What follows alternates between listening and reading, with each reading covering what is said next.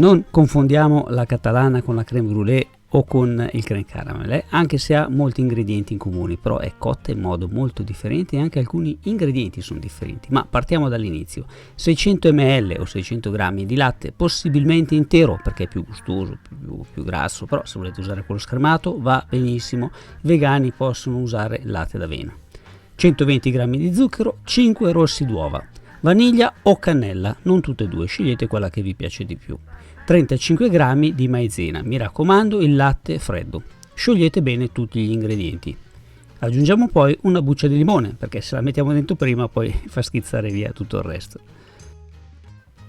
I vegani e i vegetariani possono mettere al posto delle uova 2 grammi di agar agar e una punta di curcuma. Ora possiamo accendere il fornello, bisogna starci davanti però, bisogna mischiare lentamente ma continuamente. Appena il latte sentite che inizia ad addensarsi, lo tirate via dal fuoco, perché vedete come diventa bello cremoso, però dovete andare avanti a girare per ancora un minuto. Ricordatevi di tirar via la buccia di limone. Ora, il latte è ancora caldo, bel mestolo, dobbiamo fare delle ciotoline. Io userò il vetro, va bene anche il coccio, va bene la ceramica. Se usate il vetro però deve essere un po' spesso, se no poi dopo magari nel forno non si sa mai, magari si rompe. Ne mettiamo 2-3 cucchiai per ogni ciotolina e poi dopo facciamo il ripasso, così le facciamo tutte alte uguali. Io le ho fatte belle grosse le ciotoline perché a casa mia sulle porzioni non si scherza. Le batto un pochino per assestare bene la crema.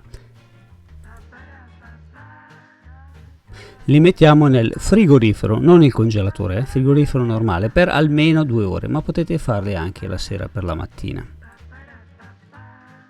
Vedete come si sono arrossodate, hanno fatto anche un po' di pellicina, chi se ne frega, tanto dobbiamo metterla in forno. Ora bisogna metterci lo zucchero da caramellare, io ho usato uno zucchero di canna chiaro, va benissimo anche lo zucchero normale, io ho usato questo qui perché hai chicchi un po' più grossi, ne resta qualcuno un po' più croccante.